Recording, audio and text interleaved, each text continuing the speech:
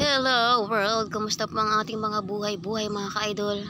Kumusta na po ngayong balik eskwela ng mga bata? First day of school guys. At ito na nga po, nililigpit ko yung gamit ng aking baby girl. Ito po yung aming nabiling notebook mga ka-idol, 18 pesos only. Yung isang piraso. Wala siyang guys, cover. Kami na lang po ang maglalagay ng cover niyan. Kasi nagkakaubusan na po, wala po kaming mahanap na may cover, kaya no choice. Ito na lang pong binili namin guys, medyo mura siya, 18 pesos lang yung isa. Ayan po, pang grade 2 mga ka-idol. At meron din po kaming nabili yung scissors sa halagang 14 pesos only, o diba?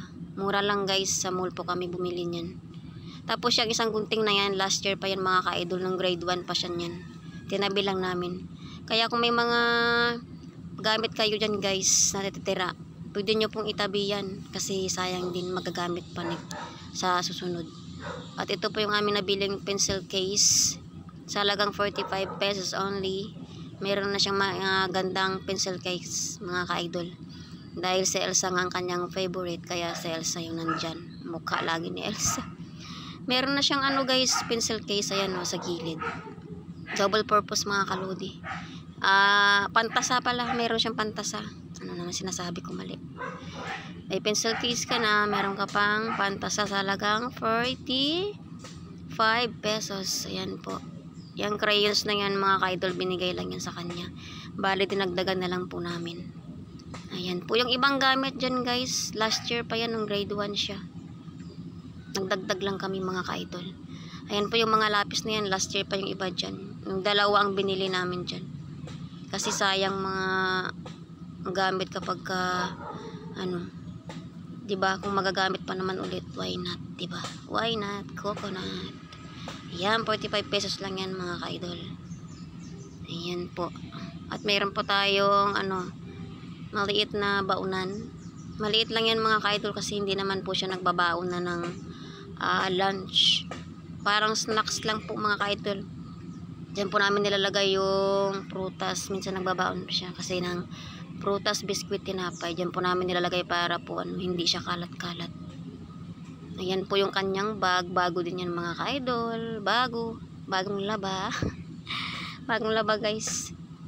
Ayan, mabuti po, mabait yung aking baby girl. Pag sinabi mong wag mo nang bumili, ito na lang muna kasi okay pa naman. Ayos lang sa kanya guys. Hindi siya nagrereklamo. Ayan.